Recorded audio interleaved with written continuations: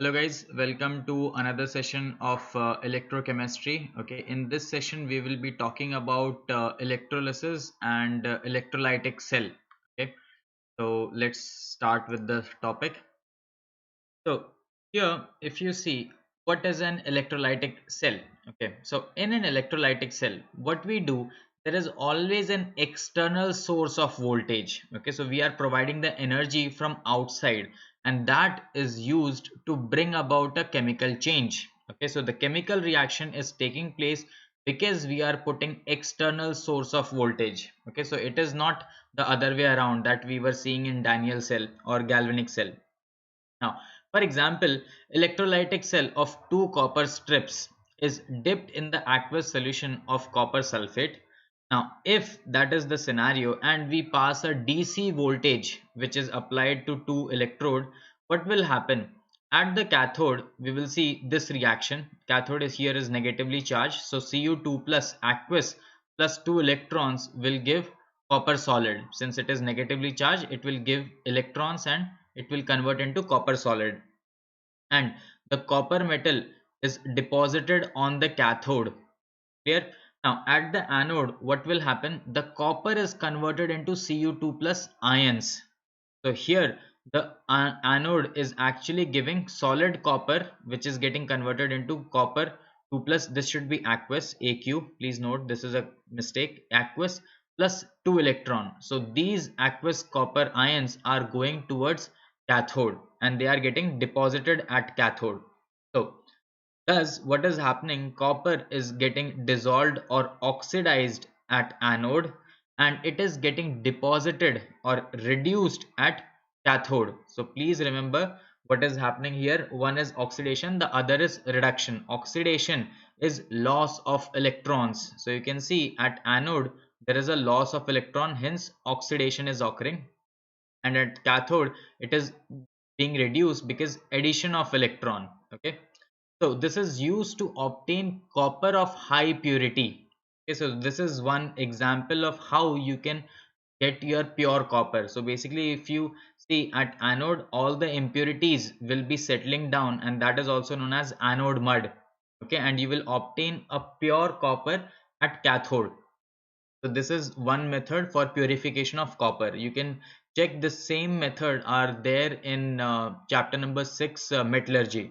Okay, same way, many metals like Na, Mg, aluminium, magnesium, aluminium, etc. are produced on large scale by electrochemical reduction of their respective cations where no suitable chemical reducing agents are available for this purpose. So in the same way how we have kind of obtained copper or pure copper, we can obtain sodium, magnesium and aluminium. Okay, sodium and magnesium metals are produced by electrolysis of their fused chlorides. So they are actually present in the form of chlorides. And if you remember, aluminium is produced by electrolysis of aluminium oxide in presence of cryolite. Okay, if you remember this, that was the Hall-Herold's process, and cryolite was the one which was used to increase the conductivity and I think lower the temperature. Just check this one out, cryolite. Then, uh, for laws of electrolysis, these laws of electrolysis were given by Faraday. So let's look at into the first law.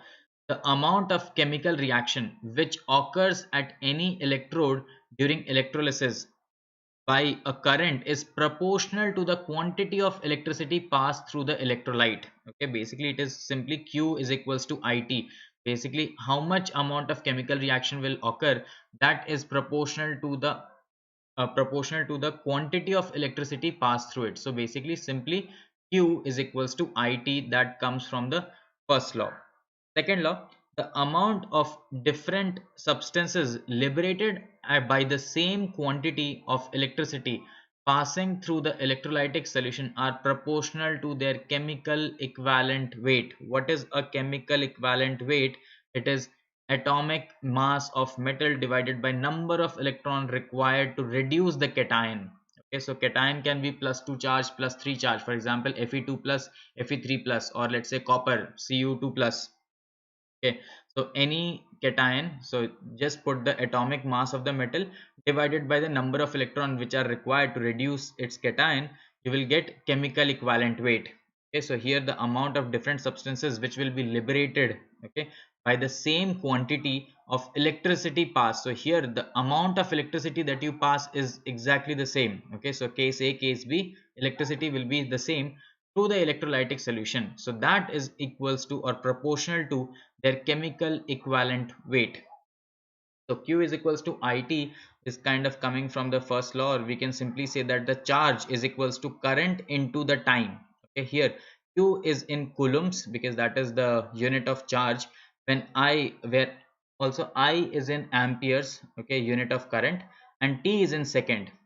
Okay, now charge on one electron is 1.6 into 10 raised to power minus 19 coulomb. Clear? Now, if you want to calculate charge on 1 mole of electron, please note down, charge on 1 mole of electron is actually this quantity. You can see 96487 coulombs per mole. So charge per mole.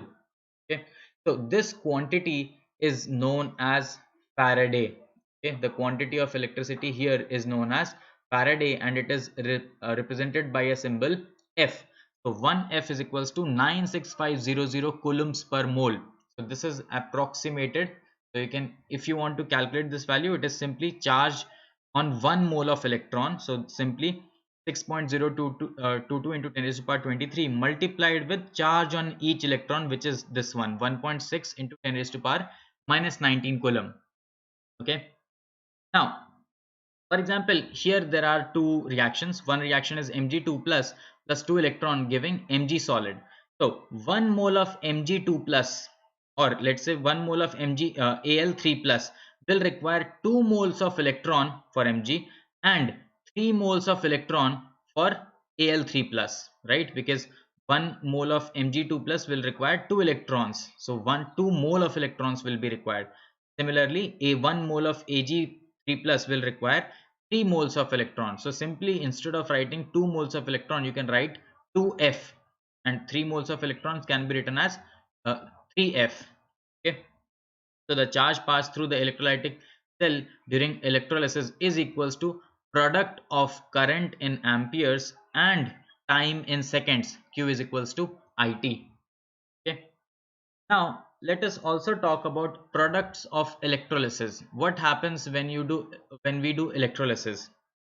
So product of electrolysis depends on the nature of material being electrolyzed. So it depends on the nature and the type of electrodes being used. For example, if I talk about electrode which is an inert electrode, okay, example platinum or gold, they do not participate in chemical reaction, okay, because they are inert. What they do, they only provide source of electron or sink for electron. That means they are kind of providing passage for electrons to flow through. Okay, so they act only as source or sink for electrons, whereas when we talk about active electrode or reactive electrode, this one is participating in the electrode reaction. Okay, so the products of the electrolysis may be different for the reactive and inert electrode. Meaning is, if you do one reaction in inert electrode, the product may be different. When you do the same reaction with electrode where it is reactive, you might get a different product. Okay, now let's focus on the product of electrolysis. Here it depends on different oxidizing and reducing species. So you can remember that we did electrochemical series where fluorine was on the top and lithium was on the bottom. So it depends on the oxidizing and reducing species which are present in the electrolytic cell and their standard electrode potential. So standard electrode potential are the E0 values of them. Okay, now before comparing or before looking into example, one more thing we should be careful. We should know about over potential. Now what happens for the concept of over potential, like maybe there are some reactions which are feasible.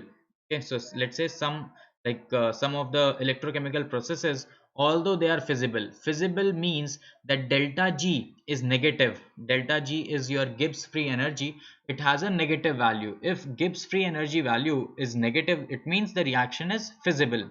It's a possible reaction. Now it might be very slow. Okay, the chemical kinetics, if you go through the chemical kinetics, If the reaction is very slow, so you see that maybe the reaction is not happening. Okay, so at lower voltage these don't seem to take place. So what we do, we apply an extra potential, which is also known as over potential, has to be applied.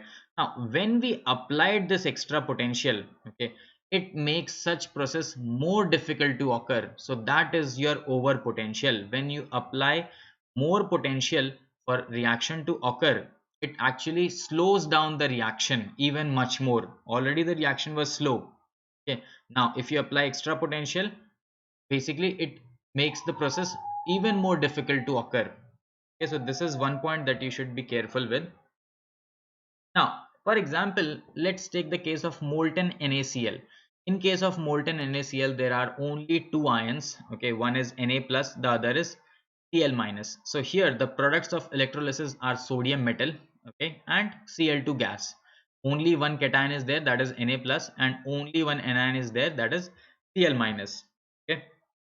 Now, when we talk about electrolysis of aqueous sodium chloride solution, please note here it is aqueous sodium chloride solution, means sodium chloride is present in water. So in this scenario, okay, there are four ions, one is Na plus, another is Cl minus. The other two ions are, because of presence of water, H plus and OH minus ions. Okay, so when we do electrolysis of aqueous sodium chloride solution, the products are NaOH, Cl2 and H2. Okay, now how this happens, we will discuss this in detail now. So at cathode, okay, there is always a competition between Na plus and H plus. Okay, so if you see E naught values, this is minus 2.71 and this is 000 because this is hydrogen. So hydrogen reference is 0. Now here this is the cathode part. So what is happening? The reaction with higher E naught values is preferred. So you can see that highest E naught among the two is this one. Okay, hence this reaction is going to be preferred. So you can see this is the reaction. Now since H plus is coming from water, so we should write in this way, okay, which is kind of the same.